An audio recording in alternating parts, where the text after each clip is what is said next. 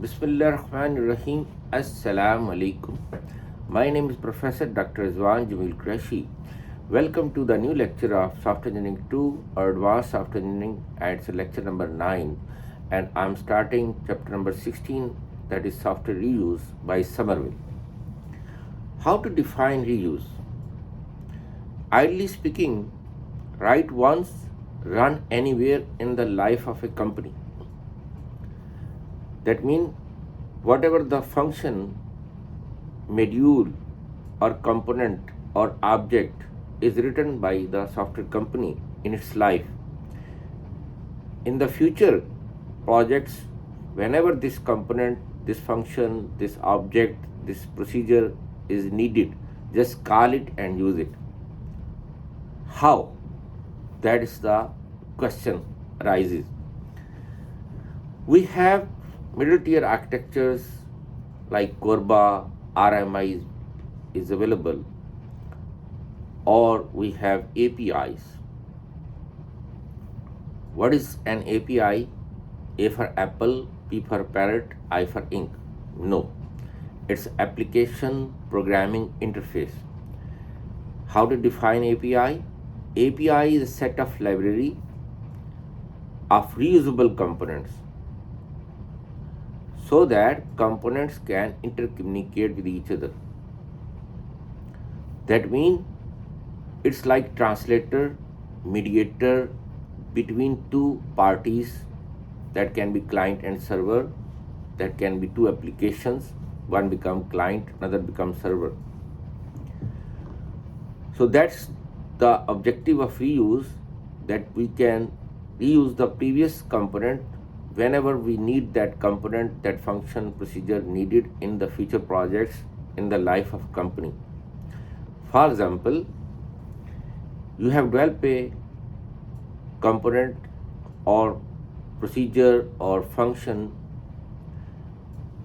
in the legacy system. So what's a legacy system? Legacy systems are old systems developed 10 years, 20 years, 30 years before, like Pakistan Electricity Company is using COBOL based electricity billing system, and they are still using it in 2022, and it is covering the entire population of Pakistan, domestic, government, Hukuma, public sector, private sector, factories, shops, plazas, all areas are covered. And now we have smart meters to control the stealing of electricity, so nobody can play with the meters or nobody can steal electricity, or we can have sometime direct connection without the meter. To stop that, smart meters are introduced. One of my students, his name is Rashid, he is working in one of the company, its name is Microtech. So the new applications are developed in .NET, C# or Java, and then the data collected from different areas is transferred to COBOL based system, and COBOL is a file based system. It has files to store all the data. Very complex, very complicated system. So from the database, data is transferred to COBOL based system into files, and we need an API to communicate COBOL with the C#, .NET or Java. So that's an example of reuse. Then how many types of reuse we have? There are three main types of reuse. We have application reuse, we have complete application like COTS. COTS stands for C for cat, O for ox, T for tiger, S for Superman. No.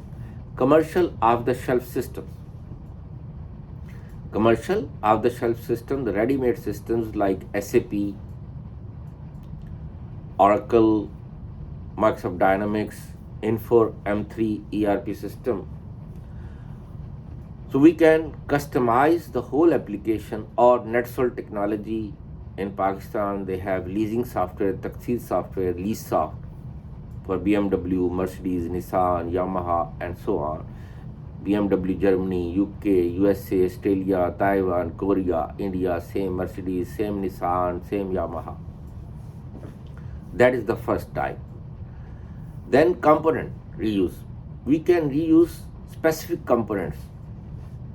For example, logon is one component, transaction menu is one component, withdraw is another component.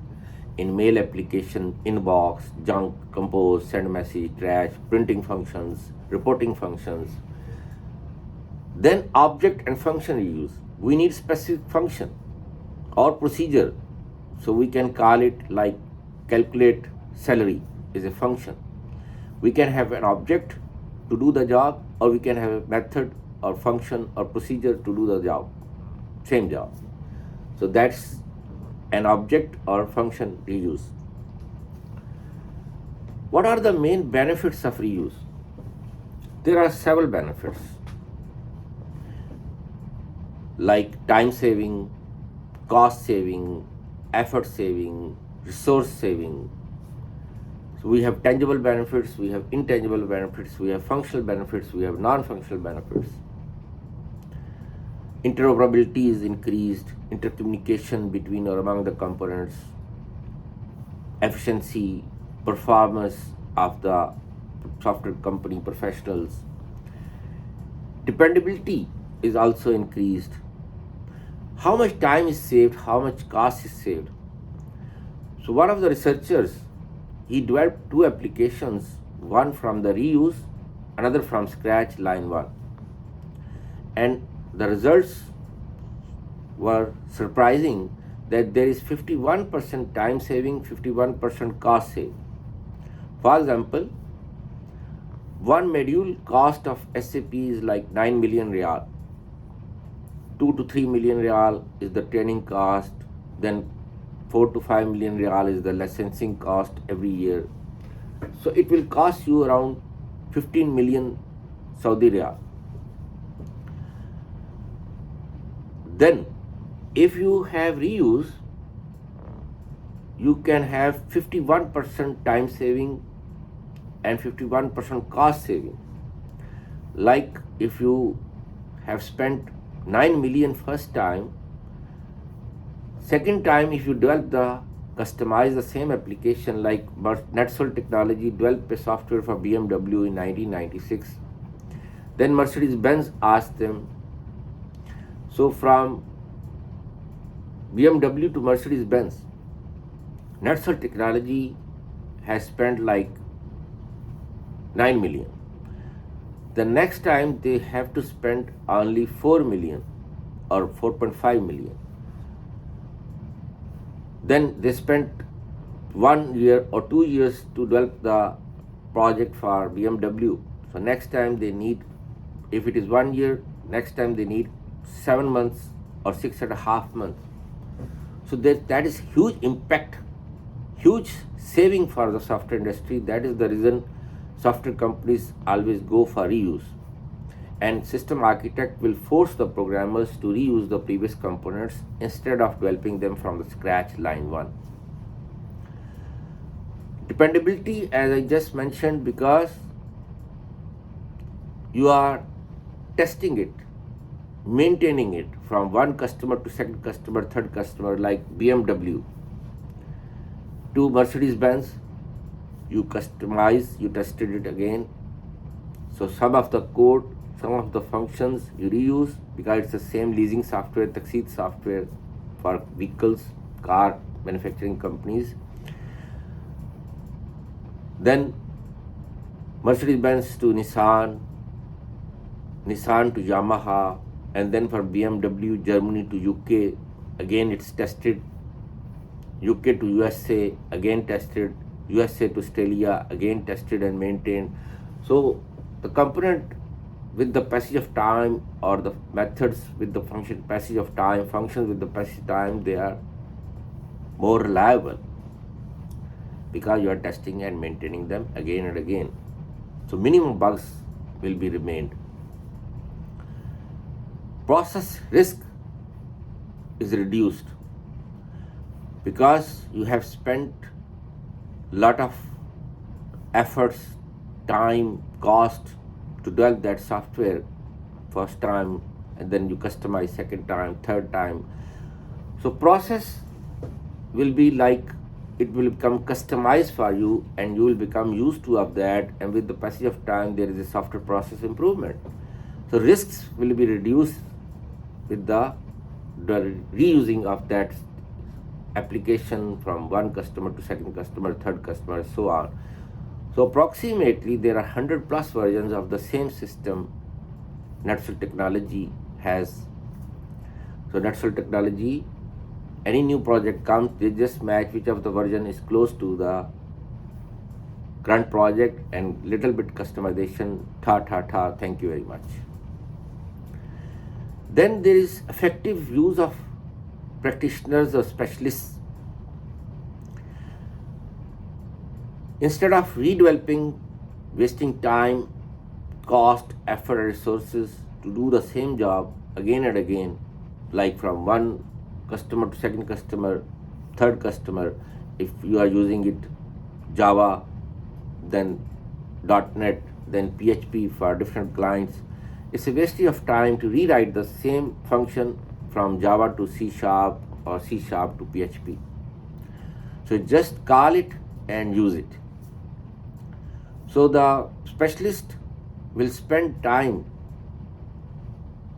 to populate the library of reusable components with the passage of time. So that is effective use of their knowledge instead of wasting time, cost, effort to redevelop the same function in another programming language. Standard compliance is another benefit of reuse. Like NetSuite technology has implemented the quality standards over the years, and we have two quality standards. There are many, but two are popular. One is ISO and 9000, and another is CMM. ISO, International Standard Organization, they have many standards. So ISO 9001, version 2000, then version 2008, then 15, 2018. 18 is the last one. That is applicable for software companies. So that's not only applicable for software, it's applicable for other sectors like manufacturing, construction, for product-oriented companies and service-oriented companies. So NetSuite technology has achieved the CMM quality standard. It was introduced by Carnegie Mellon University. Like MIT, Massachusetts Institute of Information Technology is the number one in IT. Carnegie Mellon University is the number one in software engineering all over the world. Carnegie Mellon University has a institute, as a department. Its name is Software Engineering Institute, and this department also offers certifications like Microsoft certifications, Cisco certifications, Motorola certifications, Microsoft certifications.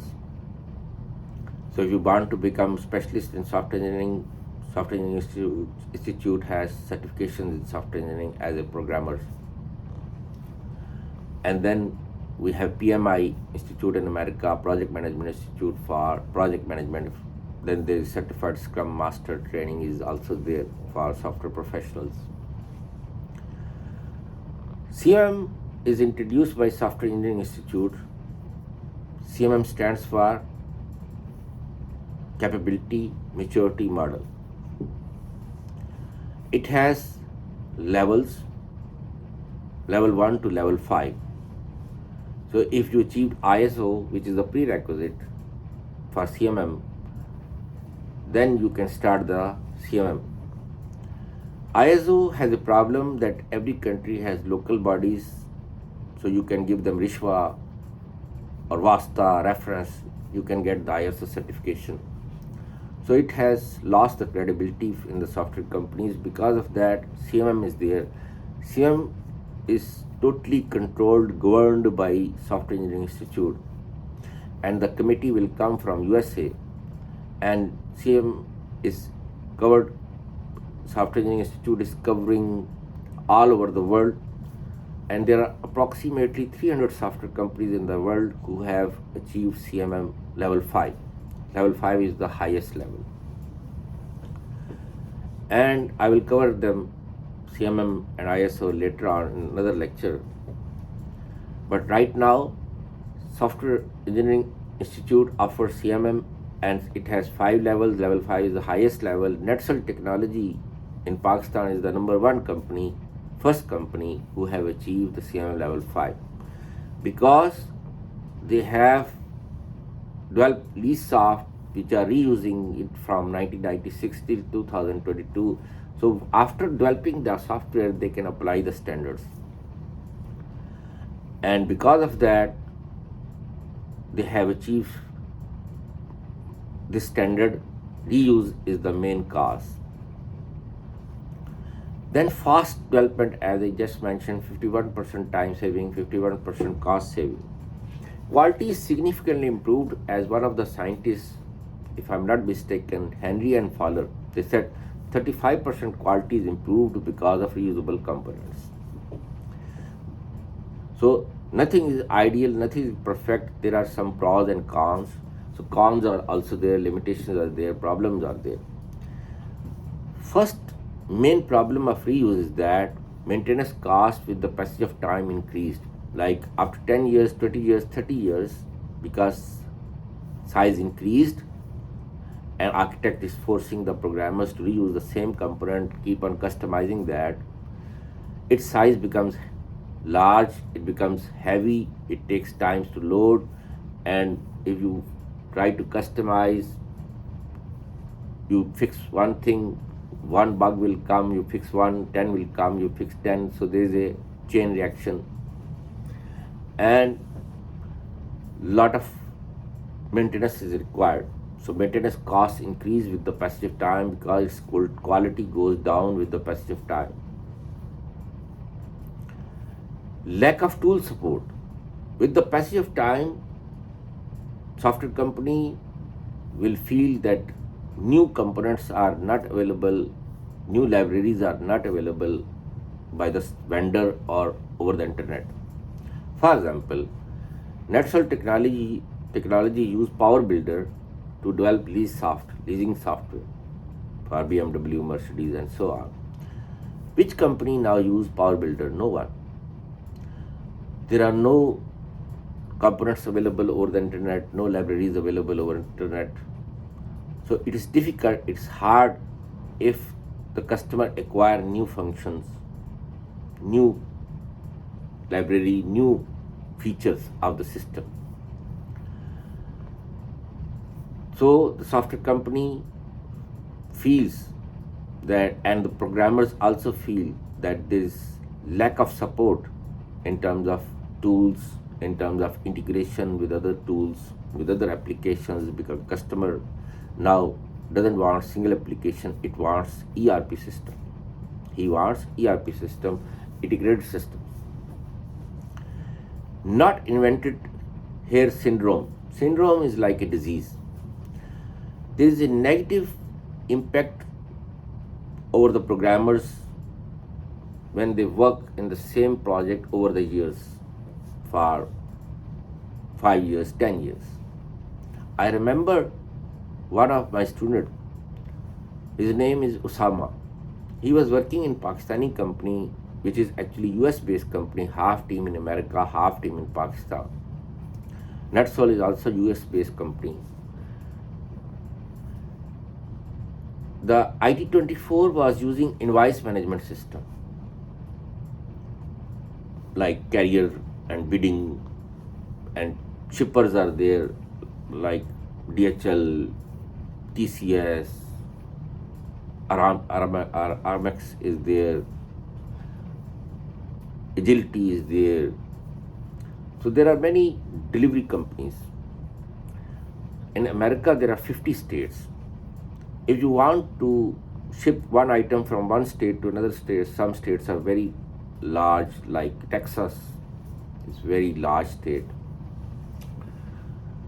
maybe greater than Pakistan. if not close to that, or most of the Gulf countries will be covered in one state of USA. So IT24 has a invoice management system that you are, as a customer, you want to send some items, products to other state. So there are shipping companies. So invoicing, all bidding, auction, this all will be done through the invoice management system, and everything will be done by this company as a third party, and they will take commission from both parties, from the carrier and the deliverer, the company who is delivering, and the shipper. So 1% from both parties, like property agents. So Osama told me that after 3 to 4 years, I have learned the whole application. There was nothing new. I feel I'm repeating myself. It's boring because nothing is challenging. As a programmer, you want to write new code. This is the biggest problem the companies faced when they reuse previous applications or components. Same is the problem of NetSol technology. Though it's very large system, after 6 months, you understood the whole. After that, you keep on reusing that or little bit customization. After 2 years, 3 years, 4 years, you feel like you are in a cage. You are in comfort zone. You are becoming dead. There is no challenge, no new thing.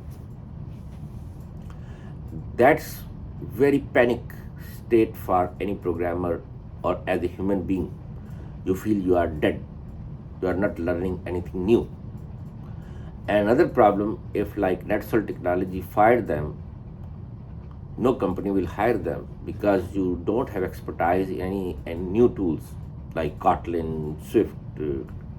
There are frameworks, platforms. Unity is there, Flutter is there, React Native is there. You are using Power Builder, which no company is using right now. That's another problem. Then you have to use a library which is called repository to store a configuration management tool like CVS was very popular once. Then Microsoft Visual Source Safe is there, which is also no more practiced now. Then SVN is introduced by Apache, which is open source. It is widely practiced. Then GitHub is there, GitLab is there, GitHub is there. This for distributed software development. So you have to maintain a repository. You have to keep on popping up, upload new components, maintain that. Find, understand, and customize reusable component. Like there are 100 versions for the same component. When new project comes, it's very difficult to find a suitable component which is matching with the functionality of the new project. Then the programmer who had developed that software, that component, may be left, and you are a new programmer, you are a new employee in the company, new team member. And the most difficult thing in this world is to understand the logic of some other programmer. First, you will understand the logic of that programmer, then you can customize, update, or upgrade that component. So these are the main problems of reuse. Then reuse has a landscape, but it's covered the whole. We have application frameworks like NetBeans, Eclipse, Visual Studio.NET, Ruby on Rails, Cake PHP, Zend PHP. Software product line. Some companies, or majority of the company, not some, they are dealing in products. No more projects are there. So they have developed a strategy to develop products like NetSol is dealing in finance, Adamsoft hospital management system, IT24 invoice management system, SQL system, invoice hospital management system, next gen financial applications, e-commerce applications, Five-River Technology also dealing in financial applications. So North Bay is there, Technologics is there. So they have specific products, Microsoft, Google, Apple. Then configurable vertical applications are there. For example, you need to have integrated systems. So their job is to integrate with the products. Then COTS are there, commercial off-the-shelf systems, ERP systems, SAP, Oracle, Microsoft Dynamics, Infor M3. The ERP systems are there. Design patterns are there. We have three main types of design patterns: creational, structural, behavioral.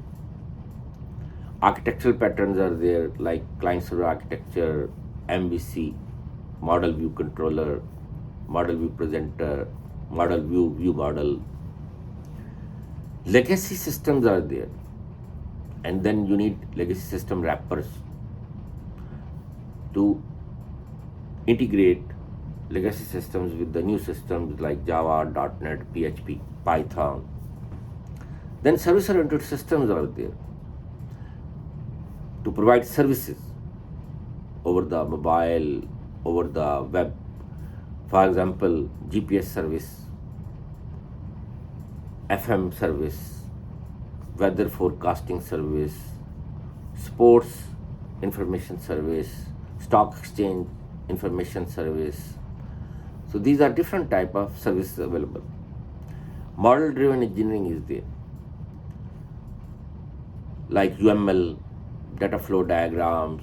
So from the model like UML model, use case diagram, class diagram, you can generate the code from the design, or you can generate the design from the code using the re-engineering tools like Rachel Rose, Star UML. Component-based software engineering is there. When you are going for product line, component-based software engineering, developing the software using the reusable components instead of developing them from the scratch, line one.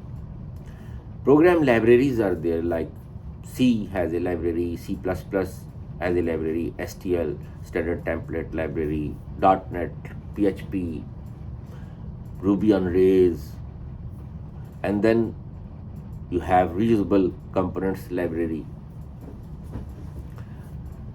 Program generators are there, autocode generators like Rachel Rose, Star UML. Aspect-oriented software development is another under the landscape of reuse. We divide the application in terms of aspects. For example, log on aspect, calculate salary aspect, transaction aspect, withdraw aspect, and then you have joint points and cut points. The cut point where you cut one aspect, and joint point where you join that aspect. Instead of calling the whole application or whole component, you just call the specific aspects. Microsoft .NET is developed, the Visual Studio .NET is developed based on aspect-oriented software development. This is about the landscape of reuse. When you go for reuse, then you have to plan it. How much time you need to develop a component to populate your library? How much is the lifetime reuse of that component, short time or long term, short term or long term?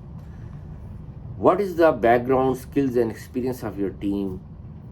How much critical project is in terms of human life risks, non-functional requirements like accuracy is a non-functional requirement, but it is highly demanding for safety critical projects where human life risks are involved, like flight control system, nuclear reactor control system, fire alarming system, space shuttle system.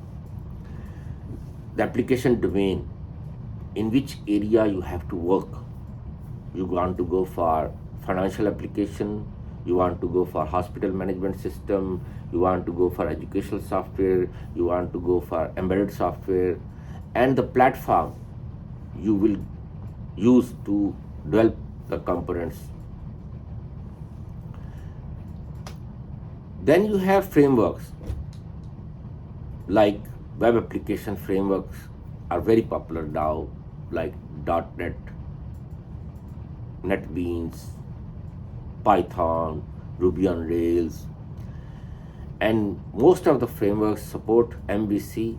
Like Ruby on Rails framework is developed based on Model View Controller. To support Model View Controller, whenever you open a new project, automatically 3 modules are generated: Model, View, and Controller.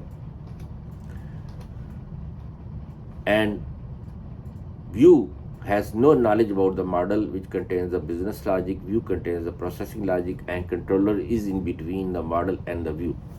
So security is increased, efficiency and performance of application is increased.